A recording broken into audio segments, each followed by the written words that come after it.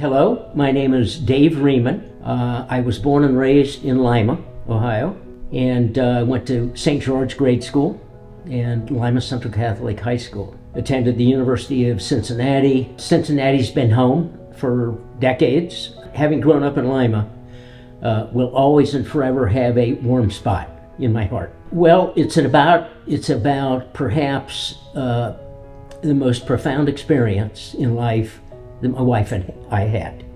And that was on 9/11. We were flying back from Europe from vacation over the Atlantic. All of a sudden, out of nowhere, I'm reading a book, and the plane literally and abruptly took a right angle turn. And there was no turbulence in the air. It was just an absolute gorgeous day to fly. My wife looked at me and said, "What's wrong?" And I said, "I have no idea, but something is very much wrong. You just don't do this." The pilot then came on and indicated that we were landing in Newfoundland. We landed at St. John's Bay, just an absolute most beautiful little place you'd ever want to be. So the pilot indicated that we had to land here, and it was a very short runway, not designed to land jumbo jets. So it was going to be a rough landing. We were going to go into the grass because the runway was not long enough to handle jumbo jets. We landed, went off the runway for a pretty significant distance, and I think in that we were one of the last planes to land over the Atlantic, I had counted 26 jumbo jets that had already landed before us. Incredible sight. You look out and all you see are these massive jumbo jets at this tiny little airport. At that point, you knew something was very, very wrong. No information was being conveyed for fear, perhaps, of chaos. We sat on the plane for about 20 hours, give or take. It was a grueling 20 hours. Many, many people on board were very upset. It was a very, very bad situation. I pulled my phone out not long after we landed, and the first thing I did was call a friend of mine in Texas. And I said, "Jeff, what in the world has happened?" And his immediate answer was, "You seriously don't have any idea what just happened?" I said, "No." I said, we're sitting in St. John's Bay, Newfoundland." So he then described what had happened to the Twin Towers. And I was absolutely shocked. No one was really sure on any of these landed planes, were there more terrorists on those planes?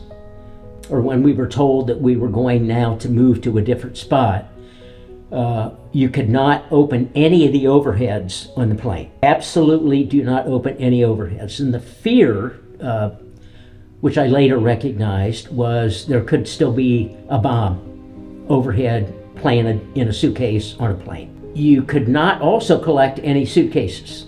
No one knew if any of those suitcases that were checked on board had possibly a bomb in the suitcase. So we walked away with nothing. We then, after 20 hours, boarded a bus. The bus driver indicated that they were taking us to the hockey stadium. When we went in, we were directed to go in and look for our flight number, which was spray painted on a large white bed sheet. So we found ours. We were ordered to go up and sit in that section. We sat there for about 10 hours. The very first time we saw the Twin Towers was when we got into the hockey rink, and they had the large jumbotron, and they were continually replaying that. The vast majority of people were just crying in there. There was a family from India in front of us, and the grandmother was right in front of me, and she was just crying. She was just crying and crying constantly. I put my hand on her shoulder and asked if there was anything I could do, and she turned around and she just said, "I'll never forget that. How could anyone do this?" And that's all she said, and repeated that time after time after time. And it was a moving moment. Still is, when I think about that. We sat there for about 10 hours until they announced our flight. Boarded another bus, went to a Baptist church, which was a converted split-level house. There were, I'm going to guess, maybe 40 parishioners that attended that church. A lot of those parishioners greeted us when we arrived there. They walked us around the church, which took about 2 minutes still. And so the pastor indicated where our sleeping arrangements were. So we all slept together, about 40 some people, on sleeping bags and air mattresses that the parishioners brought in. We went to sleep that night almost immediately, and I will never forget my wife. And she looked at me and said, "We're not sleeping here tonight because everybody snores in here." And I said, "Well, I didn't hear anybody." The next several nights, we moved to a little tiny office that had a fax machine and I think a tiny little table with a chair. Pulled 2 sleeping bags out of the church into that area, which had a door on it, and that's where we slept for the next couple of nights.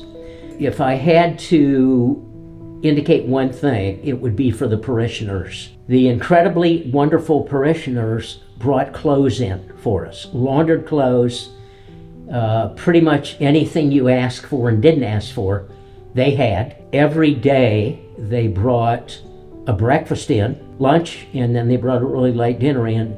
And there were a couple restaurants, grills, bars, if you just wanted to get out and walk, you could do that. So we did that. Every morning, there were probably 12 or more parishioners' automobiles that would line up in front of church.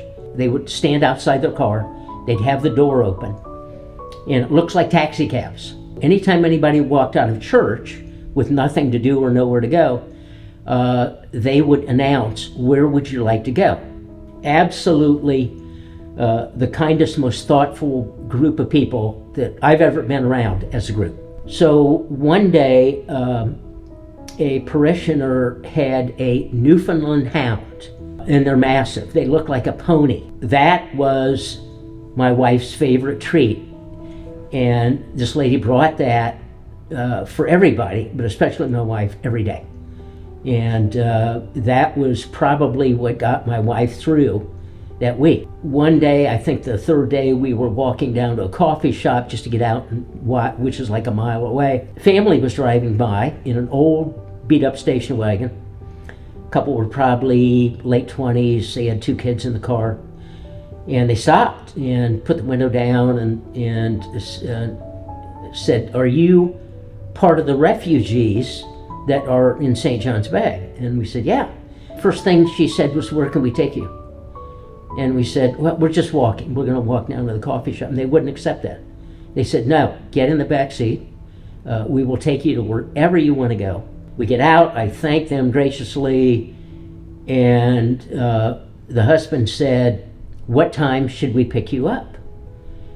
And I thought, where would you ever hear that, on this earth?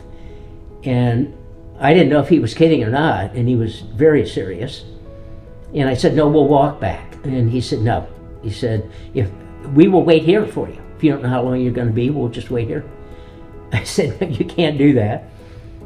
So we picked a time, and it was 2 hours later, and they were there waiting and took us right back to church. But that was the whole social environment of what people in that little town did for all of the people that invaded St. John's Bay, which is incredible.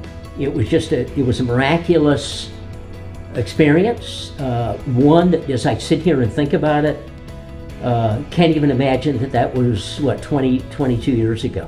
You are our guests. We will do anything and everything we can. That is the essence of what that whole week was about. And I still feel that to this day. That's the emotional part of having been there and having had that experience, is I could never remotely have imagined being around people that were that emotionally nice to us as a people who were so totally confused. If you said, how would you sum that experience up? It certainly, and my wife and I would both agree, it was the kindest experience we've collectively ever had, ever, anywhere on this earth. When we left, a lot of the parishioners were lined up on the sidewalk on the side of the bus. and the parishioners were waving and they were crying. They were crying. All of us on the bus had tears in our eyes. I mean, it was a momentous moment that is just something that you'll have for the rest of your life. And still sometimes I have a hard time grasping that many kind people on this earth that would do the things they did. It was an incredibly quiet flight back. Didn't hear anyone speak. It was an eerie feeling. The moment the wheels hit the ground in Cincinnati, I have never heard everyone scream and cheer so loudly that we landed. It was an awe-inspiring moment. The whole week was. You know, the biggest takeaway was the absolute intensity of kindness that was showed to my wife and I and everyone. Didn't matter what nationality you were, what country you were from, everybody was treated the same. Everybody. You know, something that I'll live with forever. It's a wonderful thought. On a bad day, you think about it.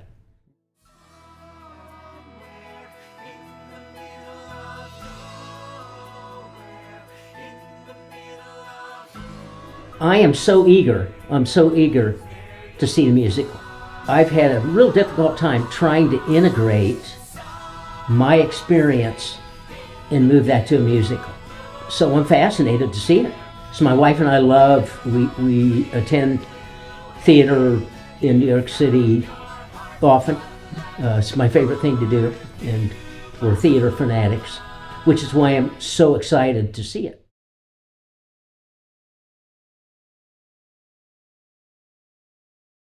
You would love. But I'm going to get out of your hair. Can I have you watch this video? Oh, please. Yeah. So please. I have the volume up. I think if you just press that play button. Everyone's talking about Come From Away. Wow. The hit Broadway musical sensation that celebrates the best of humankind. It's the remarkable true story about thousands of people stranded in a small town in Newfoundland on 9/11 and the locals who opened up their homes.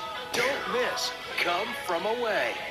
For one night only at the Lima Civic Center, February 1st. And the locals who Tickets on opened sale up their now at homes. limaciviccentre.com. That's what it's all about. Yeah. Oh my God. You're more excited now? I am.